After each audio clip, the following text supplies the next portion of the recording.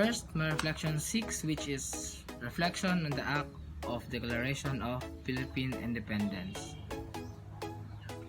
Have the right to be free and independent was the phrase that struck me the most while reading this paper. This paper made me think of the sacrifices and battles of our heroes made in order to gain this independence. This phrase has a big impact on our society and our country, since they are declaring the Philippines is now a free and independent country, which means that our country is now free from the brutality of Spain. Also, no more war and no more abuse from other countries. The Declaration of Independence is one of the most important milestones in our history.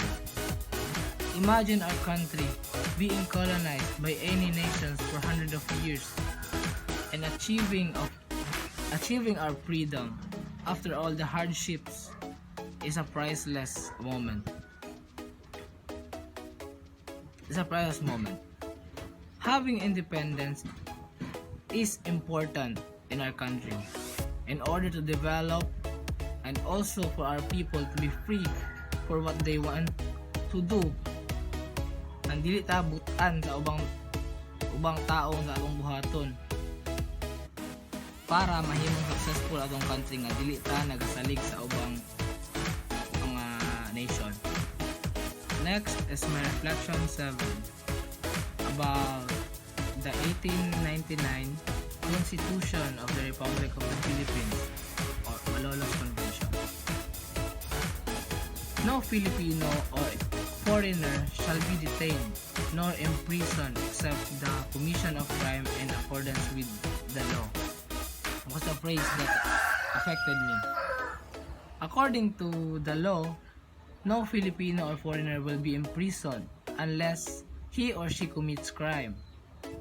But what I see now here in our country is that many of our men were imprisoned because of injustice. Ay mga nakapriso kay bisag walay sala, napasangin lang. And many of our people are seeking true justice.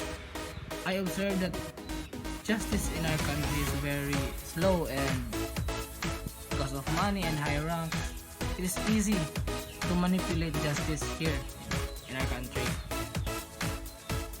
Even though our justice system in the Philippines is not perfect, I can tell that many of our people are fighting for justice and equality. Many of our men are trying to correct the wrongdoing of our people. That's why I believe that whatever happens, right justice will be served. Then my reflection 8, which is all about the Treaty of Peace between the United States of America and the Kingdom of Spain. Desiring to end the state of war now existing between two countries. This sentence that really touched my soul.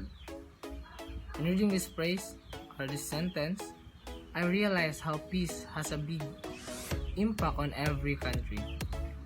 Having peace with each other is very important in our society. Just simply having peace with our neighbors makes our lives more relaxed and free from noise and quarrels. And having peace between the United States of America and the Kingdom of Spain made our countries quiet and full of harmony. Peace is very necessary in our society, country, and world. Necessary ang peace sa atong society, sa atong country, o sa buong kalibutan. Peace prevents wars that kills thousands of lives and destroy places. Having peace makes our country progress and develop.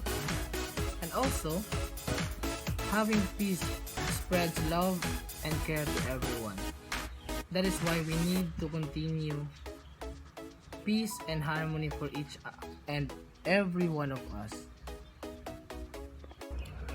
Another one is my reflection 9 about Jose Rizal's retraction controversy. The topic of Jose Rizal's retraction from the Catholic Church is inevitable when studying his life and writings. Rizal created a great enemy out of the clergy by openly speaking out against the church injustices.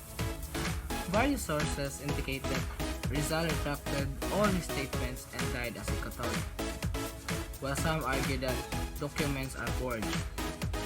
There are several versions of Rizal's alleged retraction letter, and those who have obtained them all claim that their version is real despite minor changes in substance. Honestly, I'm still doubtful about the issue, but I'm more inclined to dismiss it. But while reading, I cannot forget the phrase that Juan Ferrer wrote in his letter, which is Rizal was very brave during his execution. That phrase really affected me. This phrase shows that Rizal really loved and honored our country. Rizal sacrificed himself for the love of our country. The love of Rizal for our country made a big change in our country today. Without Rizal, freedom will not be acquired. Rizal shows that even if we do not have a sword or a gun, we can always fight for our country. Kaya nato ipaglaban ang atong country bisag dili ta mo gamit og dahas, dili ta mo gamit og mga weapon like baril or mga kutsilyo man or any weapon. He was also focal figure in the revolution, utilizing his intellect to awaken the patriotism in the hearts of Filipinos. For me, the issue of his retraction hardly matters now since he's done performing his part. If the Catholics are correct and he reneged on his words in order to establish peace, it further strengthens my perception of him as a flawed human being, rather than the Christian hero that my basic education presented of him. This small detail has no impact on what he has accomplished for our country. It can't hurt the fact that he was the light that started the fire of the revolution that got us our freedom. And finally, my reflection 10. My last reflection in the midterm. My reflection 10 is about convention between the United States of America and Great Britain delimiting the boundary between the Philippine archipelago and the state of Borneo, 1930. Whereas a convention between the United States of America and His Majesty the King of Great Britain, Ireland, and the British dominions beyond the seas, Emperor of India delimiting definitely the boundary between the Philippine archipelago, was the sentence I chose that made me feel something special. Wala akong na-feel. The phrase clarifies the boundaries of each country that were mentioned above in order to prevent territory problems. This kind of declaration of boundaries is very important to each and every country. Having a specific boundaries can promote peace and prevent misunderstandings that may lead to violence or war. One example is our West Philippine Sea, where China violates our territorial boundaries, resulting in a dispute, and I hope that someday these long misunderstandings between our country and China will be resolved. Because it is critical that each country respects other countries in order to promote world peace, which makes our world more successful and developed.